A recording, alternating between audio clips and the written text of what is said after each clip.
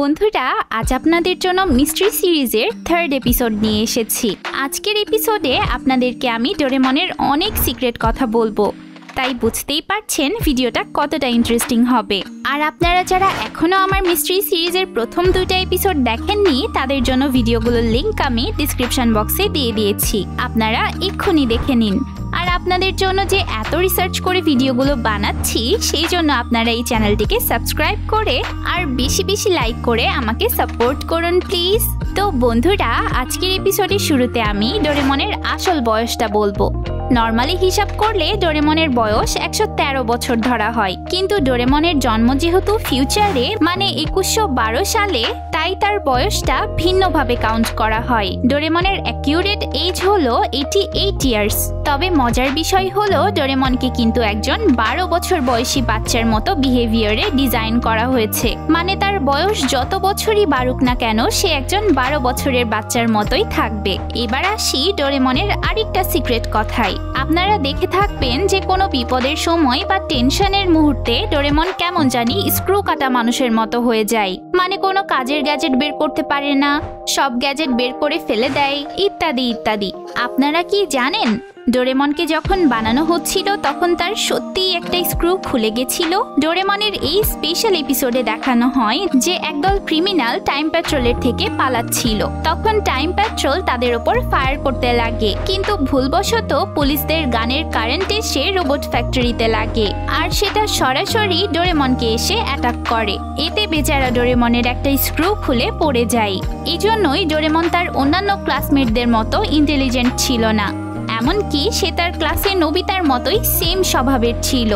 Strong রোবটরা তাকে বুলি করত। এমনকি ডোরেমনেরও দুইটা বেস্ট ফ্রেন্ড ছিল, যারা জিয়ান আর সুনিয়র মতোই ছিল। শুধু তাই নয়, ডোরেমনের যে ক্লাস টিচার ছিল সেও নোবিতার টিচারের মতোই দেখতে ছিল। ডোরেমনের আরও একটা বেস্ট ফ্রেন্ড ছিল ডোরা মিয়াকো, যাকে ডোরেমন অনেক পছন্দ করত। ডোরেমনের ওল্ড সিরিজে এই ডোরা মিয়াকোকে অনেক স্লিম ফিট রোবট দেখানো হয়, কিন্তু নতুন সিরিজে ডোরা মিয়াকো এত মোটা হয়ে যায় কিভাবে, সেটাই আমার মাথায় ঢোকে না। যাই হোক, ডোরেমন স্টুডেন্ট হিসেবে এতই খারাপ রেজাল্ট করেছিল আর বোকা স্বভাবের ছিল যে গ্র্যাজুয়েশনের দিন তাকে কোনো ফ্যামিলি হায়ার করতে চায়নি। ভাগ্যক্রমে ছোট্ট শিবাশি ভুল করে ডোরেমনের জন্য হায়ারিং বাটনে প্রেস করে দিয়েছিল। তারপর থেকেই ডোরেমন শিবাশির বাবা মার কাছে অনেক রিকোয়েস্ট করে তাদের সাথে থাকতে শুরু করে। ডোরেমনের দাম অন্যান্য রোবটদের থেকে অনেক কম থাকায় নোবিসোকে তাকে নিজের কাছে রেখে দেয়। ডোরেমনের বোকামির আরও একটা ঘটনা বলি। ইঁদুর যখন ডোরেমনের কানগুলো খেয়ে নেয় আর ডক্টররা যখন কোনোভাবেই তার কান ঠিক করতে পারে না, তখন ডোরেমন মারাত্মক দুঃখী হয়ে যায়। এই দুঃখ থেকে বাঁচার জন্য ডোরেমন এনকারেজমেন্ট লিকুইড ইউজ করতে চায়, কিন্তু সে ভুল করে লিকুইড অফ সরো ইউজ করে ফেলে। এতে ডোরেমনের সেই যে কান্না শুরু হয় সেটা সারা রাত পর্যন্ত চলে। এত কান্নার জন্যই চোখের পানিতে তার গায়ের হলুদ রং উঠে যায়। এভাবেই সে একদম ভিন্ন প্রজাতির ন্যানি রোবট হয়ে যায়। ডোরেমন তার বোকামির জন্য অনেক দুর্ঘটনাও ঘটিয়েছে, তাই তার সেই হারিয়ে যাওয়া স্ক্রু ঠিক করতে এমএস ফ্যাক্টরির সায়েন্টিস্ট একবার ডোরেমনকে কিডন্যাপ করে বসে। তিনি ডোরেমনের মতো শত শত ন্যানি রোবট বানিয়েছিলেন। তার বানানো সব রোবটই পারফেক্ট হতো, শুধু ডোরেমনের এমন হওয়াতে সায়েন্টিস্টটার কাজে দাগ লেগে গেছিল।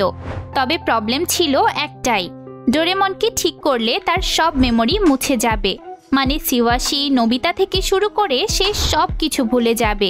এত বড় স্যাক্রিফাইস কি নোবিতা করতে পারে? তাই সে দলবল নিয়ে এসে অনেক কাহিনী করে ডোরেমনকে শেষমেশ বাঁচিয়ে নেয়। প্রত্যেকটা রোবটের একটা নির্দিষ্ট নাম্বার থাকে। এই এপিসোডেই আমরা জানতে পারি যে ডোরেমনের নাম্বার হলো MS903।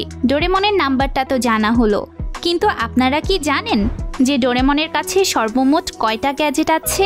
ডোরেমনের প্রত্যেকটা এপিসোডেই এক বা একাধিক গ্যাজেটের ব্যবহার থাকেই। কোনো কোনো এপিসোডে নতুন গ্যাজেট ইন্ট্রোডিউস করা হয়, আবার কোনো এপিসোডে শুধু কাহিনীটা নতুন থাকে আর পুরাতন গ্যাজেটেরই ব্যবহার থাকে সেখানে। একবার একটা ইন্টারভিউতে ফুজিকো এফ ফুজিও বলেছিলেন যে ডোরেমনের গ্যাজেটের সংখ্যা 1293টি। তবে যত দিন যাচ্ছে ডোরেমনের নতুন নতুন এপিসোডে নতুন নতুন সব গ্যাজেট দেখানো হয়েছে, তাই বর্তমানে ডোরেমনের গ্যাজেটের সংখ্যা প্রায় 4500টি। ভবিষ্যতে আরও কত গ্যাজেট আসবে তা দেখার জন্য আমরা সবাই অনেক এক্সাইটেড। 4D পকেট ছাড়াও ডোরেমনের আরও একটা সুপার পাওয়ার আছে। ডোরেমনের কাছে এতই স্ট্রং মাথা আছে যে সেটা দিয়ে সে বুলেট প্রুফ কাঁচও ভেঙে ফেলতে পারে। ডোরেমনের এই মুভি যারা দেখেছেন তারা জানেন যে ডোরেমন তার মাথা দিয়ে কত মোটা একটা শিল্ড ভেঙে দেয় আর পৃথিবী ধ্বংস হওয়া থেকে বাঁচায়। আর যারা মুভিটা দেখেননি তাদের জন্য ভিডিওর লিংক আমি ডিসক্রিপশন বক্সে দিয়ে দিয়েছি। যাই হোক, ডোরেমনের অদ্ভুত আরেকটা পার্ট হলো তার পা। ডোরেমনের পা এতই ছোট যে সে সাইজে অনেক খাটো হয়ে যায়। এই জন্য সে মাঝে মধ্যে অনেক লজ্জা আর কষ্টও পায়। একবার তো সে বডি সোয়াপিং মেশিন ইউজ করে শিজুকার লম্বা সুন্দর পাগুলো নিয়ে নিয়েছিল আর সুনিওর সামনে গিয়ে শো অফ করছিল, কারণ সুনিও শর্ট সাইজের হলেও ডোরেমনের চেয়ে সে লম্বা ছিল, তাই সে ডোরেমনের কাছে অলওয়েজ ফাপড় নিত। তবে কোনো কোনো এপিসোডকে ডোরেমনকে এই পজিশনে বসতে দেখা যায়। আমি তো বুঝতে পারি না যে এত ছোট পা নিয়েও ডোরেমন কিভাবে এই পোজে বসে। আচ্ছা বন্ধুরা, আপনারা কি বলতে পারবেন ডোরেমনের সবচেয়ে কিউট বডি পার্ট কোনটা? আমার কাছে তো মনে হয় ডোরেমনের ছোট্ট ছোট্ট আঙ্গুলগুলোই তার সবচেয়ে কিউট পার্ট, কিন্তু এগুলো সবসময় দেখা যায় না। হয়তো ডোরেমনের গোল হাতের মধ্যেই তার আঙ্গুলগুলো ফোল্ডিং অবস্থায় থাকে আর প্রয়োজন হলেই ডোরেমন সেগুলোকে বের করে। আপনারা এ বিষয়ে কিছু জেনে থাকলে অবশ্যই আমাকে কমেন্টে বলবেন। এবার আসি সবচেয়ে ইম্পর্টেন্ট বিষয়, মানে মানি ফ্যাক্টে। আপনারা কি জানেন ডোরেমনের কাছে যে এত কিউট একটা পার্স আছে আর সেটাতে যে টাকাগুলো সে রাখে সেই টাকাগুলো কোথায় থেকে আসে? মানে ডোরেমনকে পকেট মানি কে দেয়? নোবিতার বাবা মা ডোরেমনের থেকে অনেক ফেভার নেয়, তাকে দিয়ে সংসারের অনেক কাজও করায়, এমনকি সে নোবিতারও দেখাশোনা করে। আবার নোবিতার বাবা মা ডোরেমনকে একজন ফ্যামিলি মেম্বারের মতোই দেখে, কিন্তু তারা ডোরেমনকে পকেট মানি দেয় না। ডোরেমনকে পকেট মানি পাঠায় শিওয়াশি। শিওয়াশির পাঠানো পকেট মানি দিয়েই সে নিজের জন্য ডোরা কেক, ফিউচার থেকে বিভিন্ন গ্যাজেট বা প্রয়োজনীয় জিনিস কিনে আনে। অবশ্য মাঝে মধ্যে নোবিতার মাও ডোরেমনকে কিছু টাকা গিফট দিয়ে দেয়। এই ফ্যাক্টগুলো ছাড়াও ডোরেমনের এমন অনেক মিস্টেরিয়াস ফ্যাক্টস আছে যা বলে শেষ করা যাবে না। যেমন ডোরেমনের লাভ লাইফের গল্প, মিনি ডোরার জন্মের রহস্য, ডোরা রাকুনের রহস্য ইত্যাদি ইত্যাদি। সেগুলো নিয়ে আমি নেক্সট ভিডিওতে আলোচনা করব। ভিডিও শেষ করার আগে ডোরেমনের রিয়েল ফ্যানদের জন্য আমার একটা প্রশ্ন, আপনারা কি জানেন ডোরেমন এত জায়গা থাকতেও নোবিতার ঘরের আলমারিতে কেন ঘুমায়? নতুন সিরিজে না হয় নোবিতাদের বাড়ির ডিজাইন চেঞ্জ করে ঘরের সংখ্যা কমিয়ে দিয়েছে, কিন্তু পুরাতন সিরিজে তো এক্সট্রা 3টা ঘর ফাঁকা পড়ে থাকতো। কিন্তু তখনও কেন ডোরেমনকে নোবিতার আলমারিতেই শুতে হতো? সে তো নোবিতার পাশে ম্যাট বিছিয়েও শুতে পারে, তাই না? উত্তরটা জেনে থাকলে অবশ্যই কমেন্টসে জানাবেন। দেখা হবে পরের ভিডিওতে। টাটা।